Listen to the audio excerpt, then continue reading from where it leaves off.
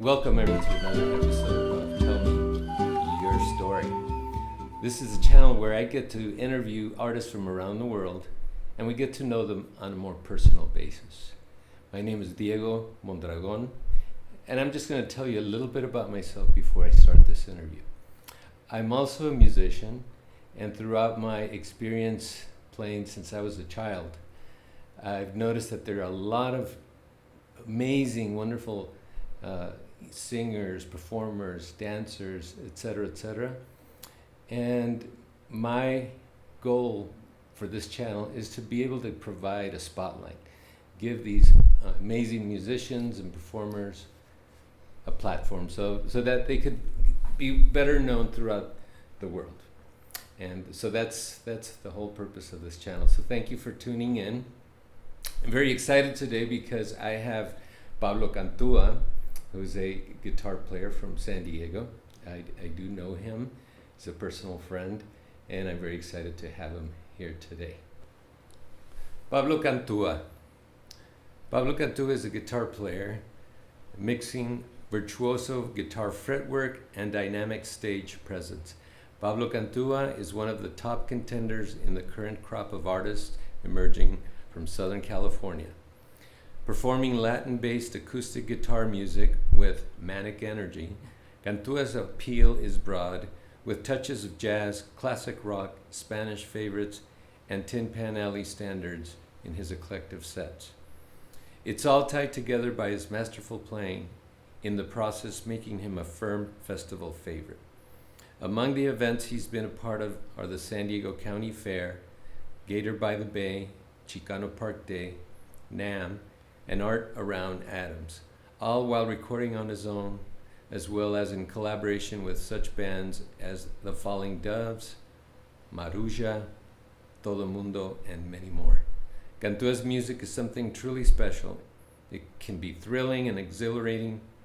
It can be moving. Music fans will love every second of it. And that's Pablo. Without further ado, Pablo Cantua. ¿Cómo estás, Diego? Bien, y tú? Thank you for being on my show. Thank you for having me.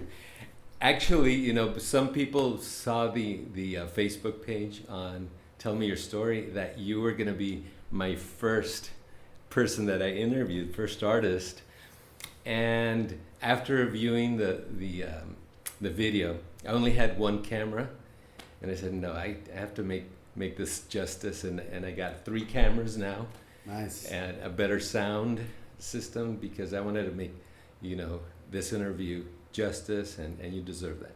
Thank you. So I've done a few other recordings in Puerto Vallarta in a professional studio, but these cameras are 4K, they're excellent, and they're also very high quality. So here we are. All right, looking forward to it. Thank you for being here again, and well, let's start from the beginning. Tell me, where were you born, when, and just a little bit about your family. Let's start right there.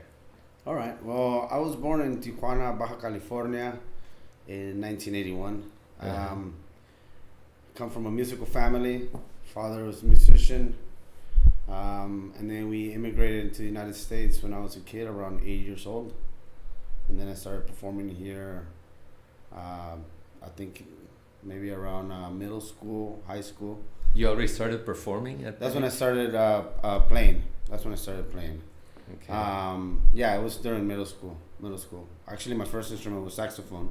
And then I transitioned to the guitar in high school.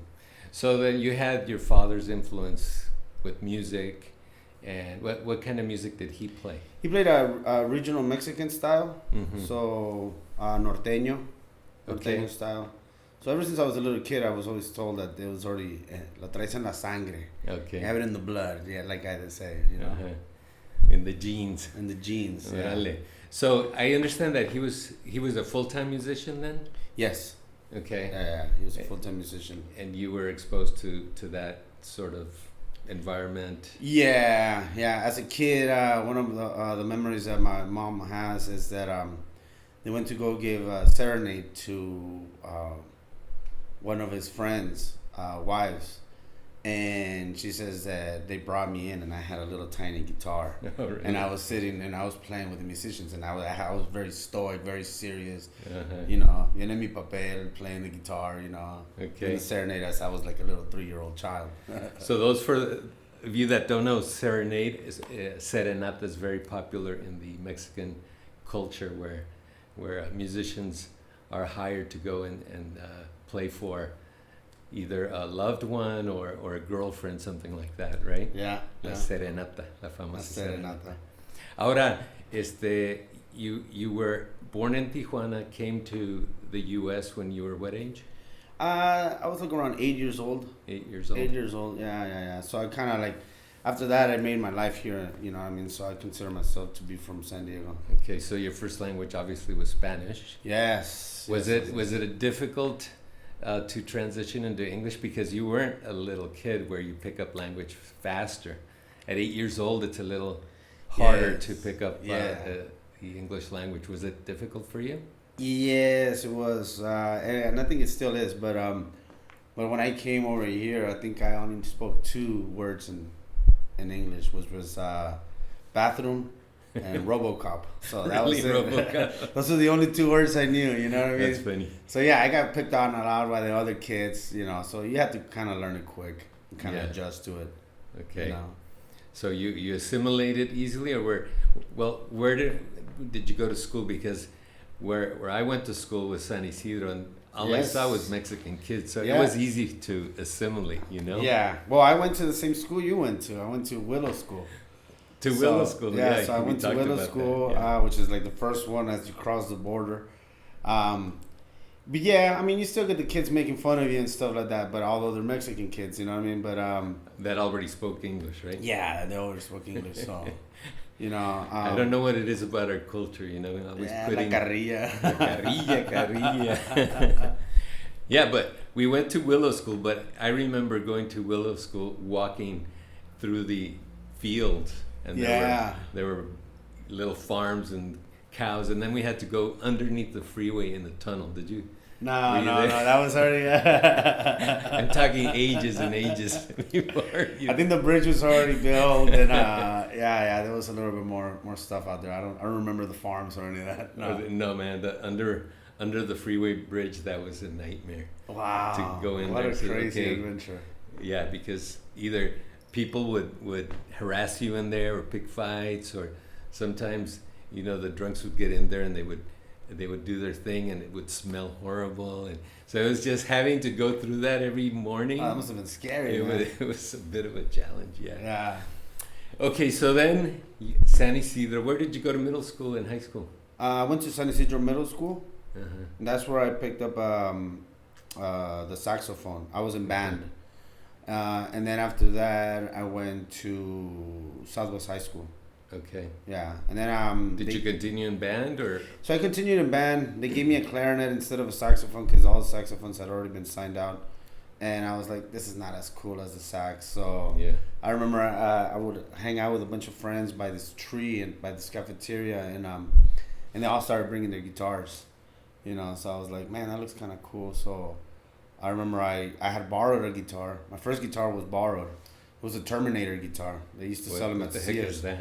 So it was a Terminator guitar. It was like an electric guitar that had a speaker built in, and you would put a 9-volt battery in it, and so you could play it, and you could play with distortion, and it's kind of yeah. And so one of my friends that I used to go to church with, he let me borrow it, and then I think what happened is that a string popped.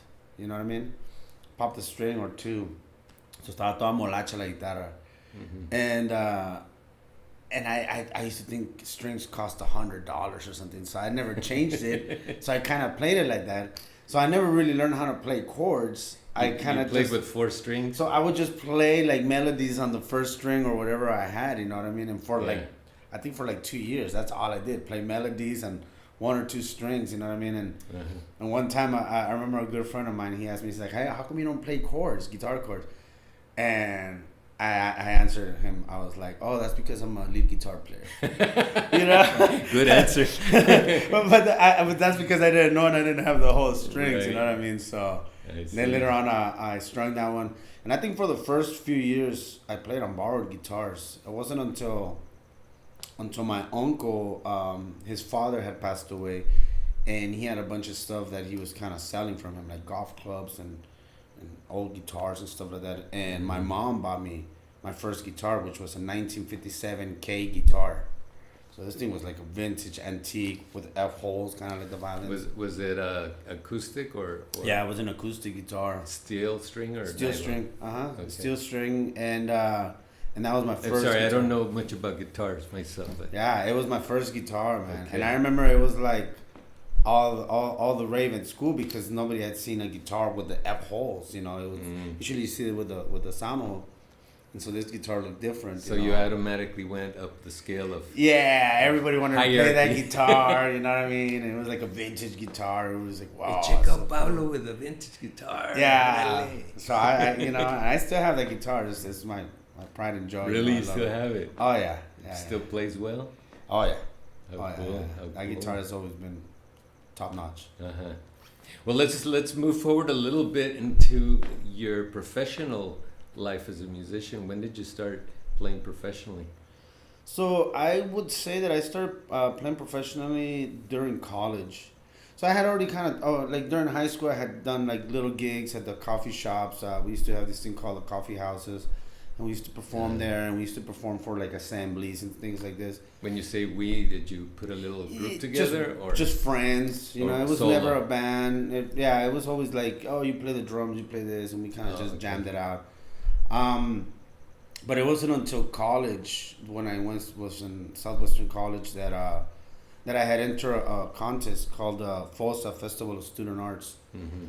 And the first year I entered by myself, you submit a song, and I ended up winning Best of Music. So I was wow. like, wow, I was actually really surprised. I was like, I mean, I was up against bands and stuff like that. And so they chose my song, they liked it. I got to record it. And then the next year, I entered the festival again, but this time with a friend who was from high school, and we kind of started doing something like Rodrigo Gabriela style, which is just two Okay. guitarists, Yeah. nylon, and that's when we met Saul. Saul played the bongos, and so we kind of had a little trio, like just jamming it out, and we entered with a song called. We actually named the song Fosa after the festival, and we ended up winning. Not just best in the music category, but best in festival. And I'm talking about painting, sculpture, speech, poetry, any of the arts. We won Wow. like best of festival. So we got $1,000 prize money and a big old trophy. No way. And that's where we used the money to buy our first PA, and that's when Cantua started in 2001, 2002. That is what a cool story that is. Yeah. Right Wow. away we won, and we're like, "Whoa, we're so stoked!" And So you that was the thought, only time I okay, won. this is and that was it. That was it. You haven't won anything since then. That's it, man. Well, keep composing because I know you do a lot of songs. Yeah. You compose a lot of songs yourself, and hopefully you'll play one of your originals today. Yeah. I We'll plan get to on doing a hear you. little something original tune, something we could jam along to. That'll be really cool. So then you were around 22, 23 when that happened? Yeah, I was in my early 20s. Uh-huh. And so we started kind of playing around festivals. We started doing like school, like stuff at the college. And then kind of branched out into like different little coffee houses and things around there. You know, we have another thing in common because I went to Southwestern College as well. Oh, wow. Isn't it a beautiful campus? Oh, it's nice, man. Yeah. That's nice. One thing that I didn't mention in the beginning, my father was a great violinist. He played in the San Diego Symphony, and before that he played with the magic violins of Villa Fontana. Wow. They recorded like 7 LPs, traveled all over South America, the Caribbean, New York, and then landed in Las Vegas in the 60s. Oh, wow. 50s, 60s. And he was my teacher. So the first time I went to Southwestern College, I was 10 years old. And the reason was to play a little concert That was my first solo concert playing Vivaldi Concerto for Violin in E minor. Oh wow, Yeah. that's awesome, man. That's So, awesome. man, a little kid, I saw this college in the auditorium. They had, It's probably like huge, right? yeah, and they put me in a box so that I could stand on it and reach the mic, and it was a cool experience. So we went to Willow School, we went to Southwestern College, and now we've played in similar We're playing similar venues. venues. Yeah, That is that's very crazy, cool. man. That is so cool. Okay, now, of course, you're much older. You've developed your own style because I've heard you, and it's very original. I really enjoy your playing. And Thank you. tell me a little bit more about how you came into your own style, because I'm sure, like all musicians, we're influenced by Yeah. many others. But how did you get into your own style? I think that was when I was growing up. I was really into like grunge era bands because that's kind of when I started picking up the guitar. Nirvana, Pearl Jam, later on Radiohead and stuff like that. But I have an aunt who she heard me playing the guitar and she's like, "Mijo, you really like to play the guitar?" I was like, "Yeah, yeah." She's like, "Here's this CD from your uncle, but don't tell him I gave it to you." You know what I mean? So she gave me one of his CDs from his private collection, and that was the first CD I ever owned, and that was the Gypsy Kings, Mosaic. Okay. After that, she ruined me because I was like, "Man, how do you begin to play this kind of music?" You know what I mean? Yeah. I was like I forgot all about rock and roll and alternative music and stuff like that, and I kind of focused on learning like Spanish guitar, So it's always been a frustration of mine, like because I don't consider myself a flamenco guitar player. I don't know anything about flamenco guitar. I mean, I know about it, but I don't perform it. But I've always tried to emulate that sound, those type of scales, those Arabic type of sound. Minor chords. So that with the influence of blues, because Steve Ray Vaughan has always been a big influence in me, and other guitar players, kind of like fusioning all of that. But it wasn't until I actually heard Friday Night Live in San Francisco, which was Al Di Meola, John McLaughlin, and Paco Lucia, Oh, wow. that I basically Three said masters. goodbye to the electric guitar, and I just picked up the acoustic guitar because I was like, wow, you could play all that kind of stuff in there. So I think it's been a mash of all those styles, you know what I mean? A little bit of the Spanish guitar, a little bit of the blues, a little bit of rock, a little bit of like Latin, you know what I mean? Santana, all that kind of stuff. It's always been. So have you gotten to the point where you thought, I do have my own style, I'm going to call it this, or have you ever thought of what you would describe your playing as like, or your songs? I don't know, man. I've never really come up. I always call it Cantua style. That's kind of what like people call it. Hey, can you come do a solo Cantua style? Like that's kind of what they've always been like. I have a suggestion. Okay, please. Use the word organic. Organic. Yeah. Okay. Pablo Cantua, organic. The organic Cantua sound. Yeah, because that's like, it comes from you. Yeah. It's original. Yeah. And I don't know, consider it might be something Yes. you'd like to. And I think, and you would agree with me because you grew up in San Ysidro, and so we have the border influence.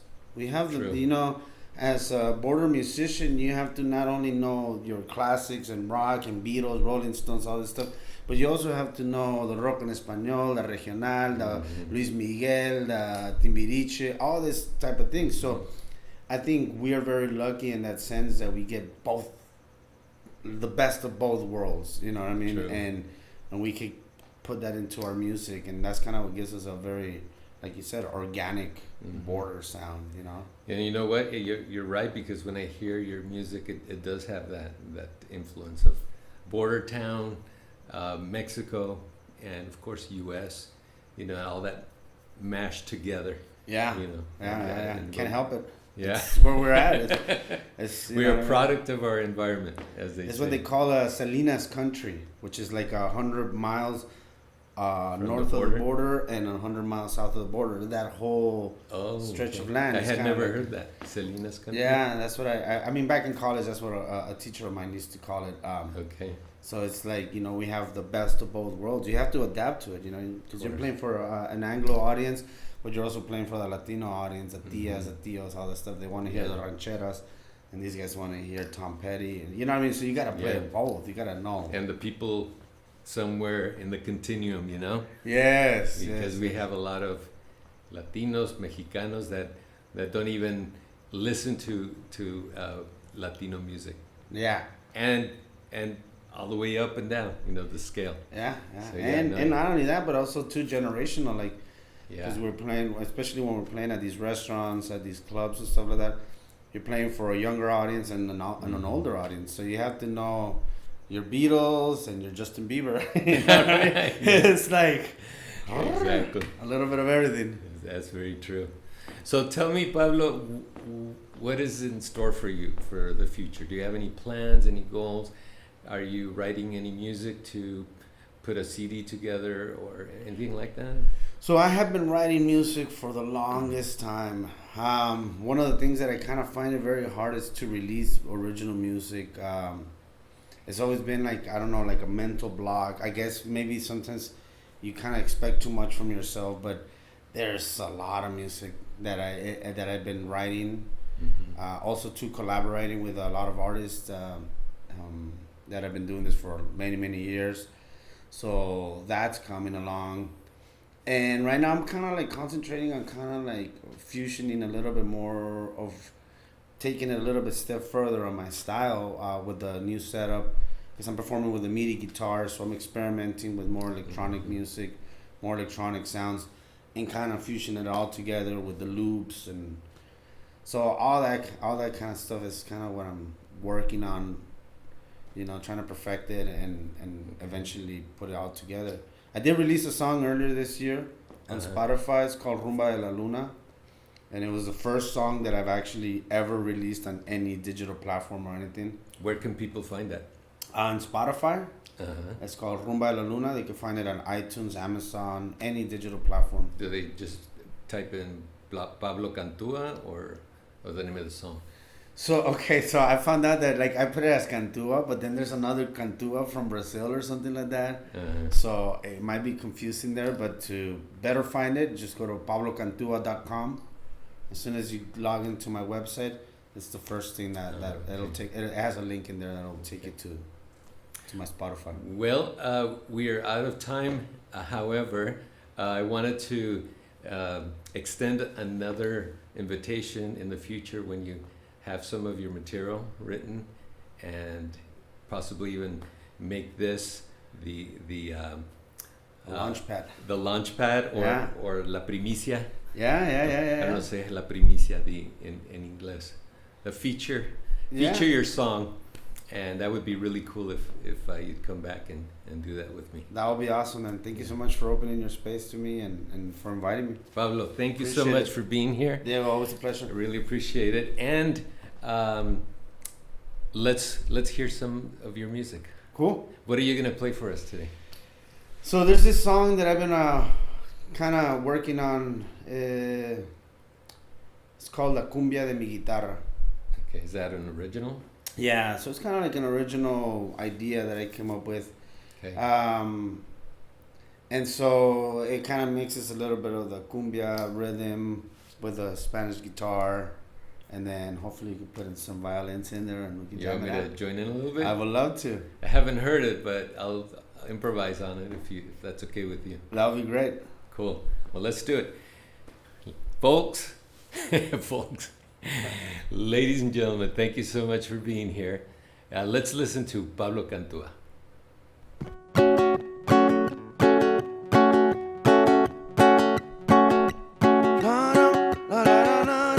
Baila la cumbia de mi guitarra, la la la la la la la la la. Baila la cumbia de mi guitarra, la la la la la. Baila la cumbia de mi guitarra, la la la la la la la la. Baila la cumbia de mi guitarra.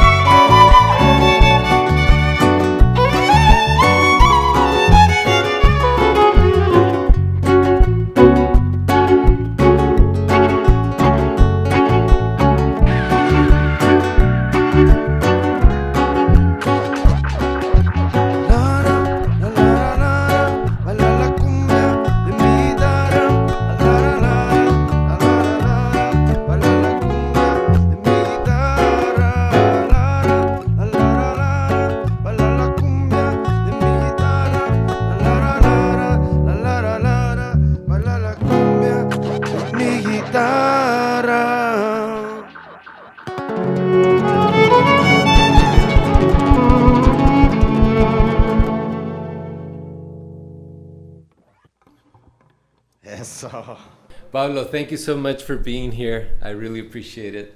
My pleasure. Thank you. Thank you so much, Diego. Muchas gracias. You sounded amazing. I love the song. I think people are going to love it too. Right. This is Pablo Cantua. I'm Diego Mondragon. Now, before we leave, Pablo, why don't you look in camera 3 and give people your social media information, please? Cool. All right, folks, you can find me at pablocantua.com. That's my main outlet where you can find all my social links. Or if you want to go directly into my Instagram, at Cantua Music on Instagram. Thank you, Pablo. And I don't have a TikTok yet, so. Oh, okay. You got to work on that. I know. Me too. I'm behind the times. So everyone, thank you again for tuning in to another episode of Tell Me Your Story. If you liked our show, please subscribe, like, share, and comment. I'd love to hear your comments. If you have any other people that you know, artists out there, I would love to have a bigger array of possibilities to have here in my show. Thank you again, everybody. Take care of yourself and each other. Hasta pronto.